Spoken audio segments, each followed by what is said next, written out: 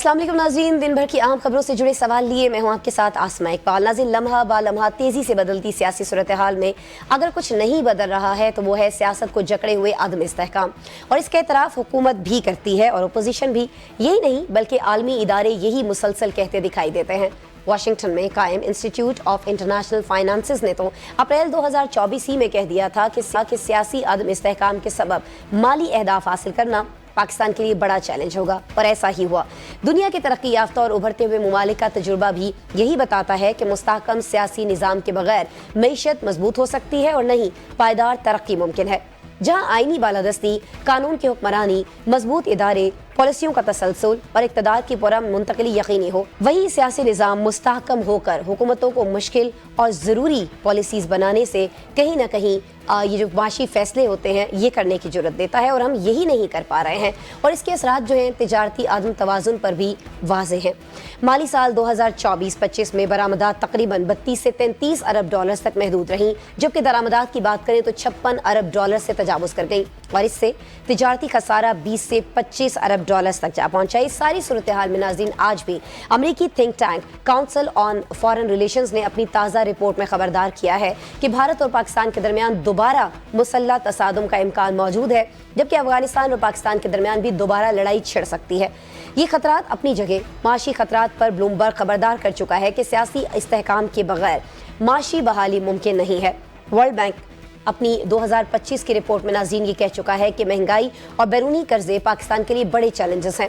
International media इस हवाले से बारहा रिपोर्ट कर चुका है कि IMF के प्रोग्राम्स पर अमल दरामद के लिए सियासी इत्तेफाक राय ज़रूरी है।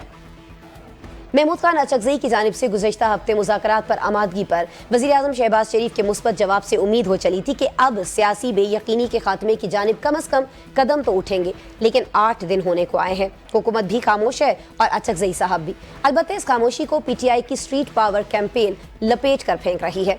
उधर PTI की जानिब से सरगर्मियों में इजाफा हो गया है तो दूसरी जानिब पंजाब हुकूमत का लबो लहजा मजीद सख्त दिखाई देता है।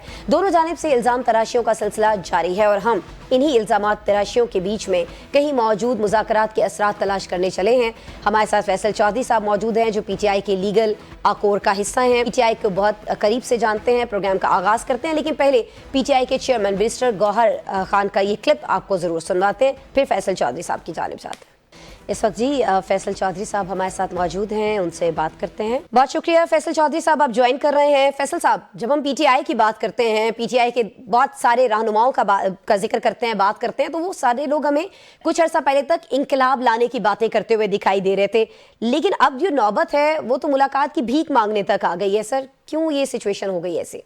देखिए, ये सिचुएशन जो है ये कुछ जज्बाती लोगों की वजह से है जो कि हॉकिश रवैया छोड़ने को तैयार नहीं है, और गौहर साहब की जो बात है उसमें बड़ा वजन है। आज भी आप देखिए कि ये जो PTI की कन्फ्यूजन है तरीके तवज़े आने पाकिस्तान को भी लेकर डूबेगी, और ये जनरल सेक्रेटरी कुछ और बात कर रहे हैं, आप चेयरमैन जो हैं वो कुछ और बात कर रहे हैं, लेकिन गौहर साहब की बात में तो वजन है। अब अगर आप मुलाकातें भी नहीं हो पा रही हैं, आप सब कुछ बंद करके बैठ गए हैं, और आप मुज़ामत किस तरह से करेंगे? यानी आप बताएं कि सुहेल अफरीदी आपको चाहिए लाहौर में कोई एक्टिविटी करने के लिए, खुद जनरल सेक्रेटरी ने कभी अपने हल्के में भी रैली नहीं लीड की। तो ये सारी चीजें जो हैं ये तनकीद नहीं है, ये हकायक है। तो इन सारी चीजों के ऊपर अब गौहर साहब की बात तो ठीक है ना जी, कि मुलाकात भी नहीं होती और उसके लिए भी आपको बड़े मिन्नतें तरले करने पड़ते हैं।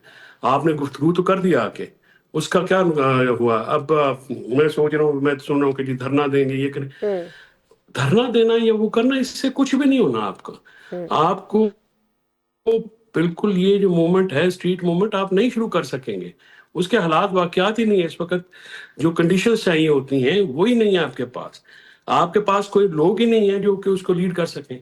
ठीक है जी, आप जज्बाती फैसले कर रही है फैमिली, और उसमें पार्टी के कुछ लोग जो है वो शामिल हैं, तो उससे ये जिस डगर पे जा रहे हैं PTI को मजीद नुकसान होगा। आपने फरमाया कि कंडीशंस ही नहीं है ऐसी कि कोई एहतजाज की सूरत हाल जो है वो बन सके। बैरिस्टर गौहर ने भी ऐसी बात की है कि जो मुलाकात की भीख मांगने पर हम लोग मजबूर हो गए हैं, ये सारा कुछ लोगों की वजह से है, इसमें अपनों का हाथ है, और वो अपने हैं जिनको सूट करता है कि बानी जो हैं वो जेल के अंदर रहें, इमरान खान जेल के अंदर रहें। अभी आपने जनरल सेक्रेटरी की बात की, फैमिली मेंबर्स की आपने बात की, आप तो पीटीआई में ज़ाहिर है आप सीनियर रहनुमा हैं, बड़ी अच्छी तरह से तमाम लोगों को जानते हैं। कुछ और लोग भी इसमें शामिल हैं जिन्हें सूट करता है कि बानी जो है, इमरान खान जो है, वो अडयाला ही में रहे? देखिए, जाहिर है अगर चेयरमैन ये बात कर रहे हैं तो ऐसे हवामत बात ही ना कर रहे हैं। तो उसके पीछे ज़ाहिर वो पार्टी की जो इंटरनल सिचुएशन उसको ज्यादा बेहतर समझते हैं। और इमरान खान साहब को देखे ना, ये सारी जो गुफ्तगू होती है, जो जेल के बाहर एक्टिविटी होती है, उसका नुकसान होता किसको है? इमरान खान साहब को। हम तो दोनों तरफ कह रहे हैं, एस्टेब्लिशमेंट को भी, हुकूमत को भी, और इनको कह रहे हैं कि यार कोई होश के नाखून ले। जिस तरह से आप ये कर रहे हैं, इसका तो एंड ही कोई नहीं है। इसका तो एंड डिजास्टर है, और पाकिस्तान के लिए, पाकिस्तान के लोगों के लिए सूरत हाल अच्छी नहीं है। आपको मुल्क में चीजों को नॉर्मलाइज रखना पड़ता है, और नॉर्मलाइज रखें। जिस डगर पे जा रहे हैं, मैं दोबारा कहूंगा कि ये कुछ सूटेबल नहीं है। 35-40 हजार बंदा हमारा झूठे पर्चों में है, ना उसकी कोई परवाह है, ना कोई और जो दूसरे जेलों में कैद लीडर हैं ना उनकी परवाह है। तो ये क्या आप करना चाह रहे हैं? मतलब कोई फ्रैंकली स्पीकिंग इनमें मुझे तो इनकलाबी शक्लें कोई भी नहीं नजर आती। ना ये पहले ला सके, पिछले साल भी भाग गए थे, अब भी भाग जाएंगे। वर्करों को आप रोजाना चारा तो ना बनाएं कि गोलियों का सामना करें और खुद आप भाग जाएं। तो ये तरीकाकार गलत है। ये सियासत ही होगी, और सियासत से ही आगे बढ़ सकेंगे, वरना इमरान खान साहब का काफी नुकसान कर चुके हैं और मजीद करेंगे। आपने कहा कि इनकलाबी शक्ल आपको कोई दिखाई नहीं दे रही है, कोई ऐसा चेहरा जो इनकलाब ला सके। तो क्या आपको वजीर आला केपी का चेहरा भी ऐसा दिखाई नहीं देता है कि वो कोई इनकलाब ला सकें? क्योंकि बहुत सारे लोग ये चहमगोइयां कर रहे हैं कि बैरिस्टर गौहर जो हैं। देखिए, बात ये नहीं है जी, बात मायूसी या खुशी की नहीं है। आपको हकायक पे बात करनी होती है ना। जी जी। आपने जायजा लेना होता है। सोहेल अफरीदी अकेला क्या करेगा? जब तक वहां पे लाख बंदा नहीं इकट्ठा हो सकता। आप अडयाला में आज भी जाके गिनती करा ले, कितने बंदे इकट्ठे हुए हैं। और वाली हमजा ना हो तो नहीं होते। केपी से उस दिन बंदे जो है वो नहीं आए। तो गुजारिश ये है कि जब आपने तहरीक चलानी है तो लोगों के साथ चलानी है। लोग आपको वोट दे देंगे, इमरान खान साहब को बिल्कुल सपोर्ट कर देंगे, लेकिन मार खाने के लिए या स्ट्रीट पावर दिखाने के लिए लोग नहीं है आपके साथ यार। ये आप जो ब्लफ है, कॉल करना है कर ले। आप 8 फरवरी को देख लीजिएगा, कुछ भी नहीं होगा। और ये मेरी बात हुई है तरीके तब पाकिस्तान के कुछ लोगों से, तो मैंने उनसे पूछा है कि ये आप कंफ्यूजन करते हैं, ये क्या कंफ्यूजन है, इसको दूर करें। क्योंकि आपके बात और है, पीटीआई की बात और है। या तो पीटीआई आपका हिस्सा ना हो तो फिर तो वो कोई और बात करे। लेकिन जब इमरान खान ने उन्होंने अंदर से जो मैंडेट भी इनको दिया है महमूद खान अकीज़ई और अलामा नासिर को, जी जी, तो फिर ये एक बात करनी चाहिए ना, जिससे कंफ्यूजन फैलता है। और कंफ्यूजन जो है वो पार्टी के लिए नुकसानदेह होता है। देखिए ना, अभी लाहौर में इम्पैक्ट हुआ है, वो गवर्नमेंट की बेवकूफी की वजह से हुआ है। गवर्नमेंट में जरा बराबर भी, रत्ती भर भी अकल होती तो ये बेहतर तरीके से डील हो सकता था। लेकिन उन्होंने क्योंकि इसको इस तरह से कर दिया कि वो अब नंबर्स उसमें मैटर नहीं करते, और लोग जो हैं वो सोहेल का एक छक्का बिल्कुल लगा है, और उन्होंने बिल्कुल अपना लेकिन आप समझते हैं कि उसका क्रेडिट इनको नहीं जाता है? उसका क्रेडिट जो है वो पंजाब हुकूमत की बुरी स्ट्रैटेजी को जाता है, जिस तरह से उन्होंने इसको डील किया। अच्छा, आपने बात की कि मैंडेट दिया गया है, ठीक है। अलामा नासिर अब्बास साहब हैं, अचकज़ई साहब हैं, उनको मैंडेट दिया गया कि आप मुज़ाकरात कर लें, या जो भी आपने फैसला करना है वो आप कर लीजिए।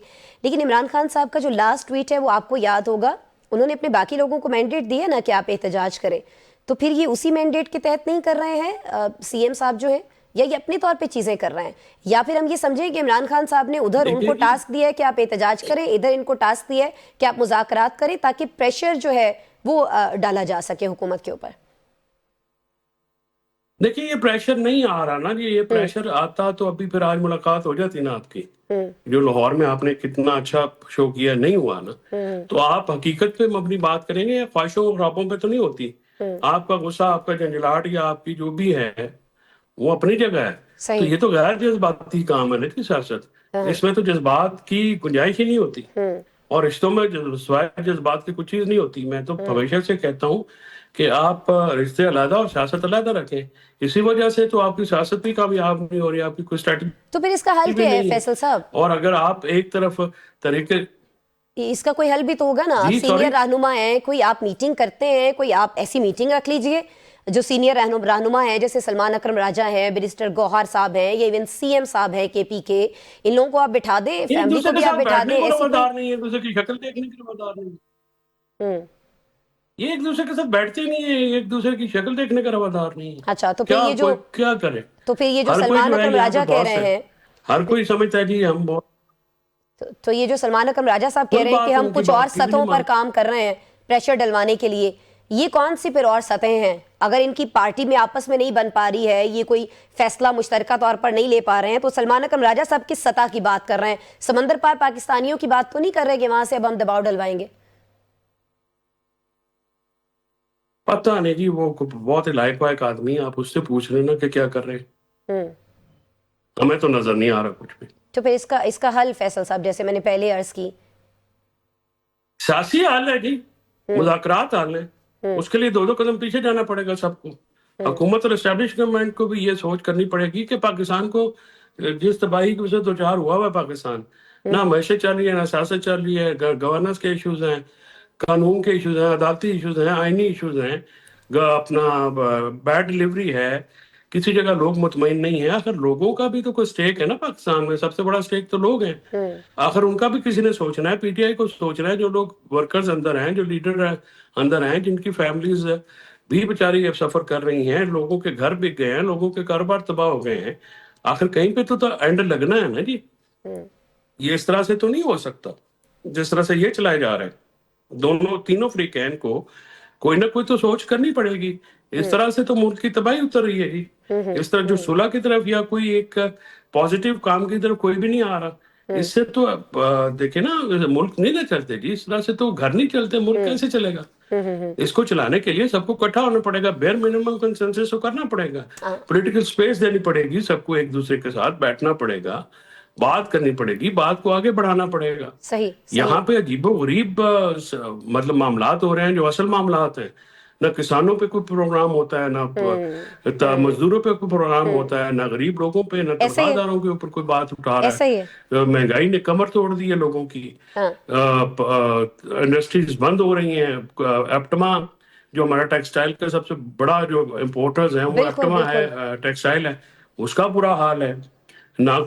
मतलब ये सारी अच्छा, चीजें जो कुछ हैं, कुछ इनको तो मद्देनजर रखे तो हमें तो डेली बिल्कुल रखना चाहिए। ज्यादा और जो ये है जो उनसे बात काउंसिल करनी ऑन चाहिए। फॉरेन रिलेशंस की जानिब से फैसल साहब एक ये रिपोर्ट आई है कि दोबारा से पाक भारत मुसल्लह तसादुम हो सकता है, अफगानिस्तान के साथ हमारे मामलात दोबारा से मजीद खराब हो सकते हैं। तो इसके बाद तो सर आप सही फरमा रहे हैं कि बहुत ज्यादा जरूरी है कि सियासी अनाओं के साथ अगर कोई खड़ा होगा तो वो तो फिर पाकिस्तान का मुजरिम होगा ना, पाकिस्तान की कौम का मुजरिम होगा। लेकिन ये फरमा दीजिएगा कि फवाद चौधरी साहब हैं, मौलवी साहब हैं, कुछ और दीगर लोग हैं, बड़ी एफर्ट्स कर रहे थे कि कोट लखपत के जो लोग हैं उनको किसी तरह पैरोल पे बाहर लाया जाए और कुछ मामलात आगे बढ़ाए जाएं। सर वो मामला कहां तक पहुंचा है फैसल साहब? देखिए, ये वो बातचीत काफी पॉजिटिव जा रही थी, बीच में एक ट्वीट आ गया, वो फिर मलियामेट हो गया सारा काम। अब दोबारा कोशिश लगे हुए हैं, दोबारा पॉजिटिव जवाब तो आते हैं, लेकिन जाहिर है जब एक चीज होती है वो डीरेल होती है तो दोबारा पटरी पे चढ़ाना थोड़ा टाइम लगता है। उम्मीद है तो काफी लोग समझते हैं इस बात को। हमारी तो कोशिश है कि टेम्परेचर को नीचे किया जाए, और हुकूमत और एस्टेब्लिशमेंट को भी ये समझने की जरूरत है कि ये उनके लिए हाई टेम्परेचर जो है वो उनको बेनिफिट नहीं करता, वो नुकसान करता है। लिहाजा हर किसी को अपनी पोजीशन से थोड़ा थोड़ा पीछे हटना पड़ेगा। ठीक है। अच्छा, उस रोज भी हमने आपके सामने ये नुक्ता उठाया था कि बहुत सारे लोग ये कह रहे हैं कि अगर कुरैशी साहब कहीं ना कहीं इस तरह से पैरोल पे बाहर आ जाते हैं, इमरान खान से बात करने के लिए जाते हैं, तो हो सकता है कि इमरान खान साहब उन पर मजीद खफा हों कि आप इस तरह की कोई डील करके या इस तरह से पैरोल पर बाहर क्यों आए हैं बात करने के लिए। वो शायद फिर उनके लिए क्रेडिबल ना रहे, इमरान खान साहब उन पर ट्रस्ट ना कर पाए। ये भी बहुत सारे लोग कह रहे हैं। जो पांचों को कहा है ना जी, सिर्फ जी जी, शामा साहब का यास्मीन तो नहीं राशिद अर्ज साहिबा कर को रहे भी, जी, बाकियों को सबको। भी। हाँ, बाकी सब निकलेंगे, माहौल तो पहले बनाया ना। अभी तो मुज़ाकरात का माहौल ही नहीं है, अभी तो एक दूसरे की शक्ल भी नहीं देखते कोई भी। हाँ, एक का मुंह किसी मशरक में है, दूसरे का मुंह मगरिब में, तीसरे का मुंह जनूब में, चौथे का शुमाल में। हाँ, अब इन सबको जो है वो एक टेबल पे बैठ के कोई चाय का कप पियेंगे तो वो बात होगी ना जी। अभी तो जो आप लोग बात कर रहे हैं वो तो बहुत आगे की स्टेज है। अभी तो इनिशियली जो है वो एक दूसरे को पास बैठ के कोई गुफ्तगू तो करे। इमरान खान साहब जो है वो बच्चे तो नहीं है ना, और इन ये जो लोग हैं इन्होंने सारी उम्रें गुजार दी हैं। अब क्या फांसी लग जाए? 70-70 साल के ऊपर है, बीमार हैं, कैंसर सर्वाइवर्स हैं, हार्ट अटैक के मरीज हैं, हर तरह की जो है तो ये वो बात सोबर अलीमा खान बर्दाश्त कर साहिबा रहे हैं। क्यों नहीं समझ रही हैं? क्योंकि सबसे ज्यादा मजामत उन्हीं की तरफ से देखने में आती है। वो जी देखें, वो नहीं समझती, ना किसी की सुनती हैं, ना अपना फ्रैंकली स्पीकिंग मेरा तो उनके बारे में मैंने कभी बात भी नहीं की। ये जो उनके रवैये हैं उनसे नुकसान इमरान खान साहब का हुआ है, जज्बाती है ना बेसिकली, वो गैर सियासी हैं, उनको समझ नहीं आती सियासत की, और वो जो इनकलाब लाना चाह रहे हैं वो नहीं आएगा। वो चलिए साल आपने पहले भी ये करना चाह रहे थे, कुछ नहीं हुआ। ठीक और अब तो पीटीआई कमजोर है, साल पहले की निस्बत अब कमजोर है। ठीक है, तो ये आप एक आप हकीकत उनके है। बारे में बात नहीं करते, अलीमा बीबी के बारे में, लेकिन आप उनसे तो बात कर सकते हैं ना डायरेक्टली। आप सीनियर रहनुमा हैं, पार्टी के मामलात को बड़ी अच्छी तरह से समझते हैं, पार्टी के जो दीगर रहनुमा हैं उनके रवैयों को समझते हैं, फैमिली के जज्बात को आप समझते हैं। फैसल साहब, फवाद साहब हमें इतने पिछले दिनों एक्टिव दिखाई दिए, तो आप कुछ रोल प्ले करें ना सर। आप जो सियासी लोग जो एक दूसरे की शक्ल नहीं देखना चाहते, बिठाएं उनको टेबल पर लाएं। सीनियर रहनुमाओं का तो काम ही ये होता है ना सर, पार्टी में जो मुश्किल आती है तो जो फूट पड़ी हुई होती है उस फूट को खत्म कराना। कोई सुनने समझने को तैयार हो तो फिर बात आपने करेंगे। आपने राब्ते किए हैं कुछ लोगों से, पॉजिटिव जवाब नहीं आया, आप ये फरमा रहे हैं? नहीं, मेरी राब्ते हुए हैं, बिलवासा तौर पे किसी अच्छा। बात हो रही थी, मैंने उनको भी समझाया कि देखें ये इस तरह से मामला तो नहीं चलेंगे। आप जो ये गलत आपकी सोच है, और इसमें आप अगर समझते हैं कि जी 5 लाख बंदा के खान साहब जेल से आप निकाल लेंगे, आप नहीं निकाल सकते। आपके पास 25 बंदे होते हैं, अगर आप इतने बंदे निकाल सकते हैं तो फिर तो मुज़ाकरात की जरूरत ही नहीं है, फिर तो आप बंदे निकाल लें। लेकिन फैक्ट ये है कि बंदे नहीं निकाल सके।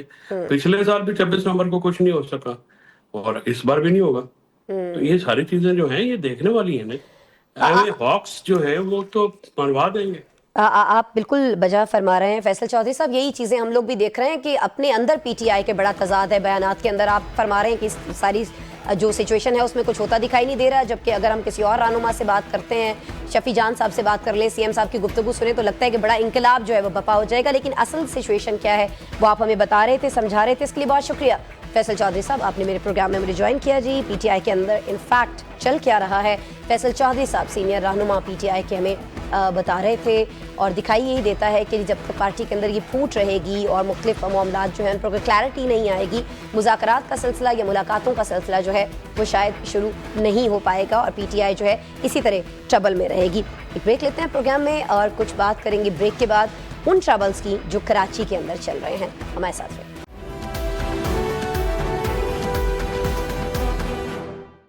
वेलकम बैक नाज़रीन, अब हम बात करते हैं पाकिस्तान के सबसे बड़े शहर के बड़े बड़े दुखों में से एक बड़े दुख की।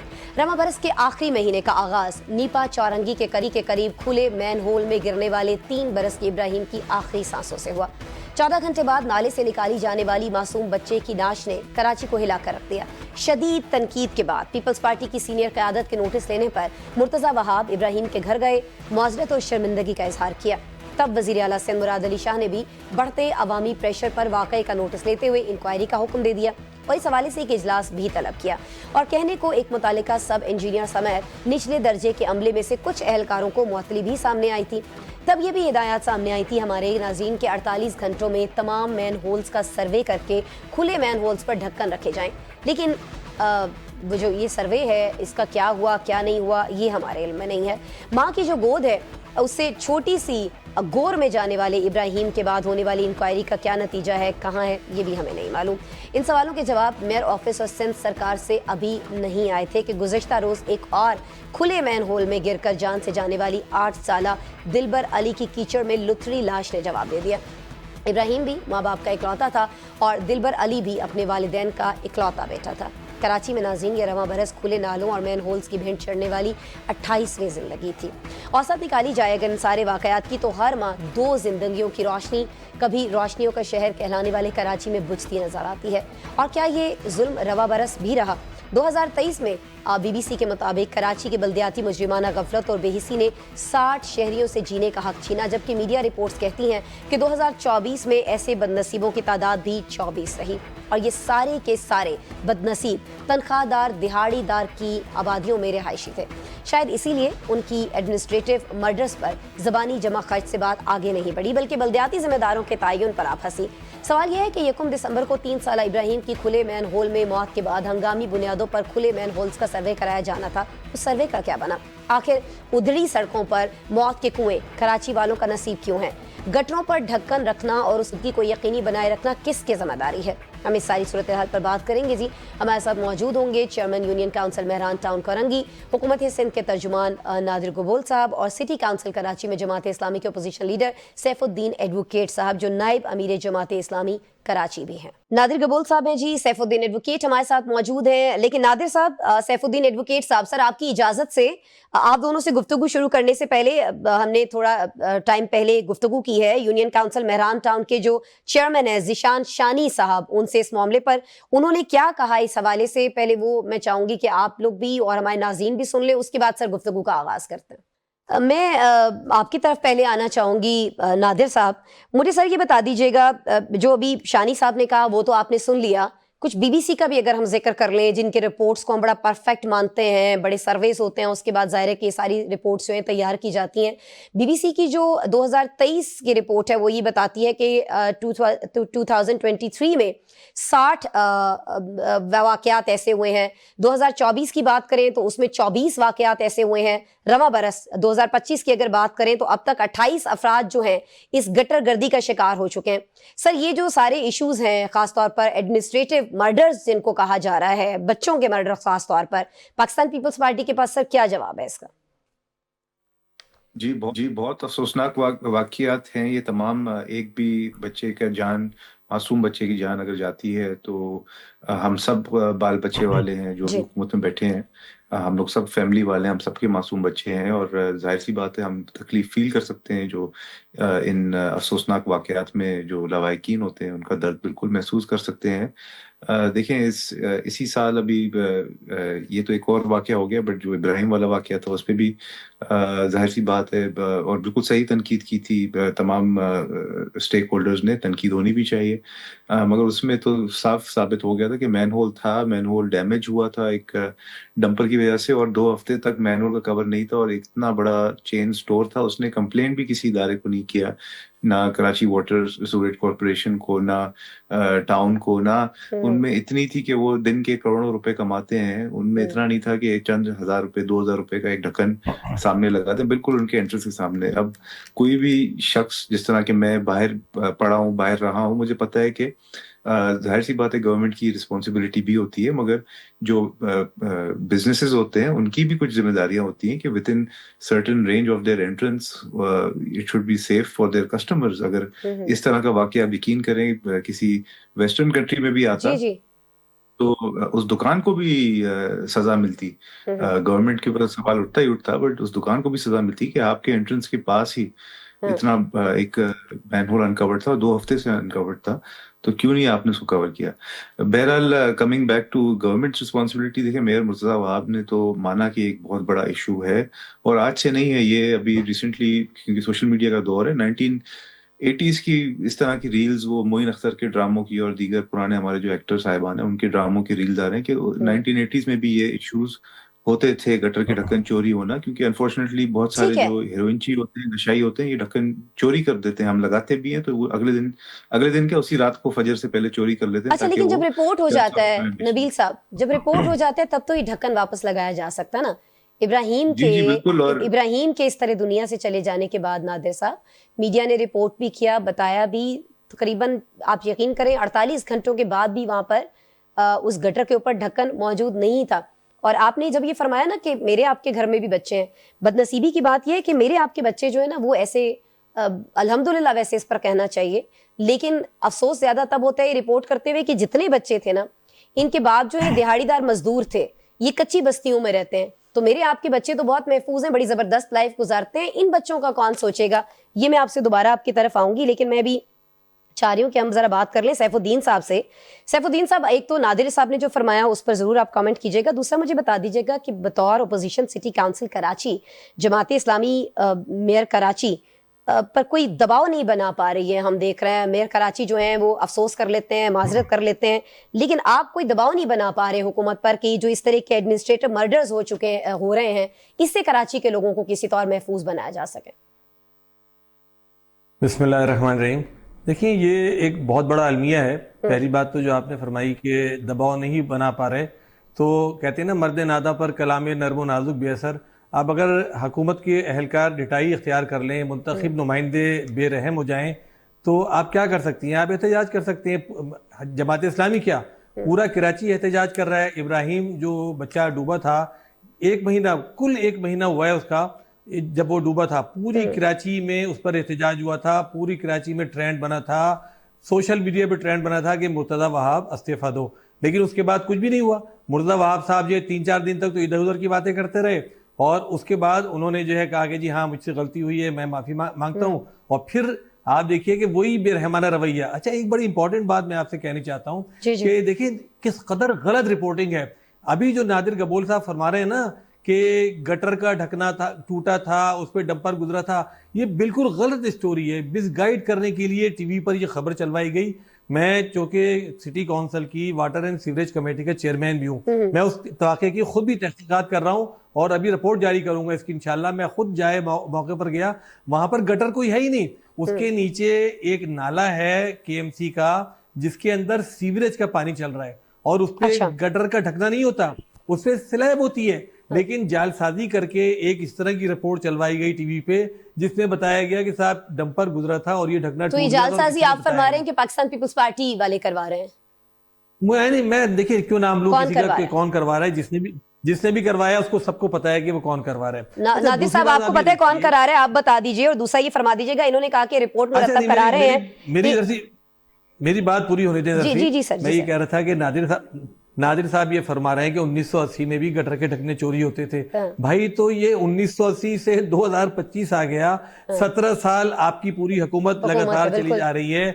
आप करोड़ों अरबों रुपए खर्च कर रहे हैं, सारे इख्तियारात और वसाइल आपके पास हैं, सिंध हुकूमत आपके पास है, मेयरशिप पे आपने कब्जा किया। ठीक है, चलिए जवाब ले लेते हैं ना। ये मेयरशिप पे आपने भाई कब्जा कर रखा है नादिर साहब, तो ये कब्जे के दौरान ही आपकी तरफ से कहा गया। ये तो रिपोर्ट मुरतब करा रहे हैं एडवोकेट साहब। आप लोगों ने भी कहा था कि आप एक सर्वे करवाएंगे कि कितने मैन होल्स इस वक्त हैं मुख्तलिफ इलाकों में कराची के जहां पर ढक्कनों की जरूरत है।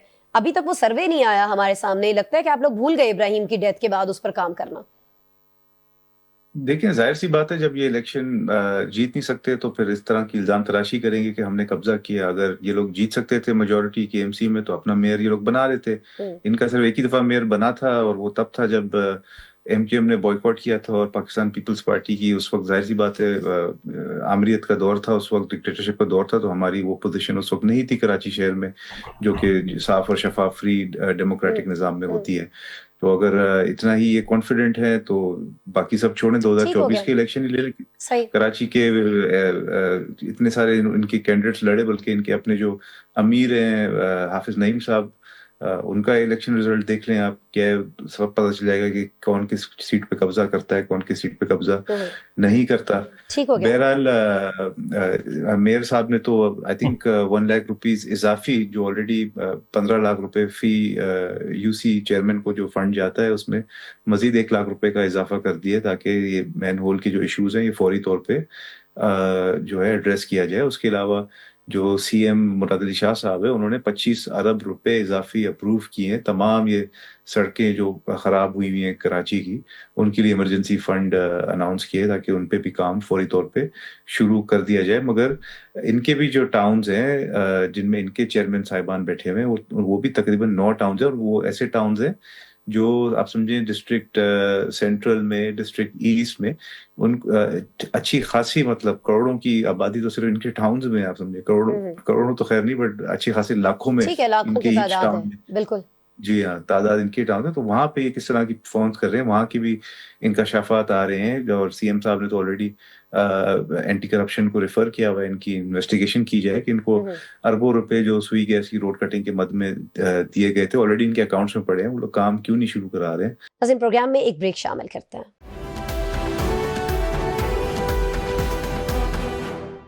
प्रोग्राम में आपको एक बार फिर से खुशामदीद कहते हैं। एडवोकेट साहब आ जाती हूँ। नादिर गबोल साहब फरमा रहे हैं करोड़ों रुपए आपके अकाउंट्स में पड़े होते हैं कि लगाते नहीं है, करप्शन कर रहे हैं आप लोग। आप देखिए नादिर गबोल साहब तो खुद हमें सफा चिट फराम कर रहे हैं ना, बिल्कुल क्लीन चिट के पैसे अकाउंट्स के अंदर पड़े हुए हैं। आप मुझे बताइए इससे बड़ी कोई मतलब क्लीन चिट मिल सकती है कि इसमें कौन सी करप्शन होगी? अगर पैसे अकाउंट्स के अंदर रखे हुए हैं तो जाहिर है इस्तेमाल करें ना वो पैसे, वो तो ये फरमा रहे हैं। जी मैं आपको बता रहा हूँ, इसलिए इस्तेमाल नहीं हो रहे क्योंकि सुई गैस का काम जारी है। आप खुद मुझे बताइए कोई सेंसिबल, ये सिर्फ जमात इस्लामी नहीं, पीपल्स पार्टी के टाउन्स को भी पैसे मिले, जहां जहां पूरी कराची में सुई गैस का काम हो रहा है, तमाम टाउन्स को पैसे मिले हैं। और सुई गैस वालों ने, अभी मैंने 3-4 दिन पहले भी मीटिंग की है अपने 5 चेयरमैन के साथ जाके सुई गैस वालों से, उन्होंने कहा है कि 31 जनवरी तक हम आपको एनओसी देना शुरू करेंगे, फिर आप सड़कें बनाइएगा। क्योंकि अभी जहां सड़कें हमने बनाई भी इनकी रोड कटिंग के बाद, वहां दोबारा उन्होंने खुदाई शुरू कर दी। उन्होंने कहा जब तक हम आपको एनओसी ना दें, आप सड़कें ना बनाएं।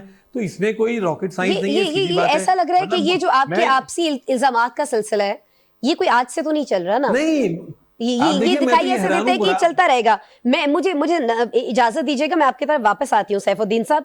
नादिर साहब, ये फरमा दीजिएगा, आप बाहर से पढ़े हैं, मैं अक्सर देख रही होती हूँ आपके मुख्तलिफ पेजेस के ऊपर, सोशल मीडिया पेजेस के ऊपर आप मुख्तलिफ ममालिक के दौरे भी करते रहते हैं। आपने कहा कि किसी और मुल्क में ये ऐसे केसेस हुए होते तो सिचुएशन बड़ी डिफरेंट होती, रिएक्शन बड़ा डिफरेंट होता, और डिफरेंट होता वो तो हमने इस मुल्क के अंदर भी देखा है। मार्च 2022 की मैं आपसे बात करना चाहती हूँ। पीपल्स पार्टी का लॉन्ग मार्च था, एक न्यूज चैनल का ड्रोन आता है, आसफा भुट्टो साहिबा से टकरा जाता है। उसकी इंक्वायरी के लिए पाकिस्तान पीपल्स पार्टी डीजी आईएसआई तक को खत लिख देती है। ये बताइएगा कि ये बेचारे गरीब दिहाड़ीदार ये किसको लिखें? आप कहते हैं किसी और मुल्क में हुआ होता तो कुछ और रिएक्शन होता।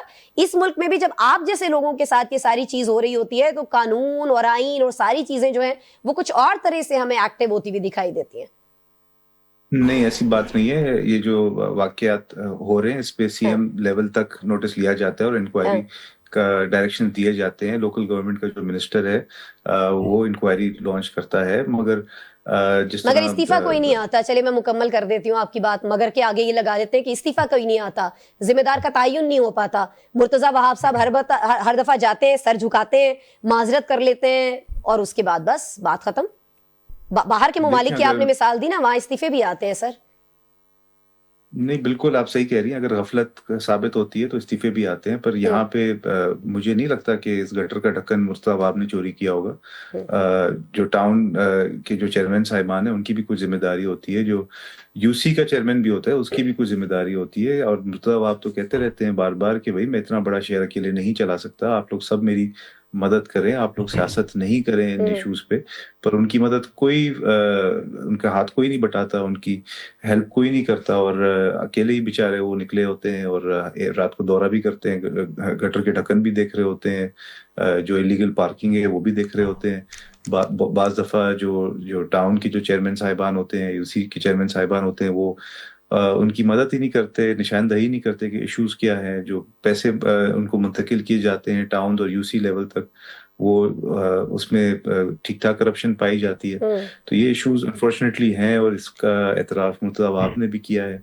बस गुजारिश यही होगी कि सारे जो पॉलिटिकल पार्टीज हैं, स्टेक होल्डर्स हैं शहर के, वो मिलकर एक प्लेटफॉर्म पे बैठे। बहुत शुक्रिया नादिर कबूल साहब, आप हमारे साथ मौजूद थे। सैफुद्दीन एडवोकेट साहब, आपने वक्त निकाला, हमसे बात कर रहे थे, क्या मसाइल हैं कराची के, उसकी जिम्मेदारी जो है आप हमेशा की तरह पाकिस्तान पीपल्स पार्टी पर डालते हुए दिखाई दिए। लेकिन जाहिर है हमने आपकी जिम्मेदारियों को लेकर भी बात की। बहरहाल मेरे प्रोग्राम के लिए आपने वक्त निकाला सैफुद्दीन एडवोकेट साहब, आपका शुक्रिया। नाज़रीन, कल इसी प्रोग्राम में दोबारा आपसे मुलाकात हो रही होगी, ख्याल रखिएगा।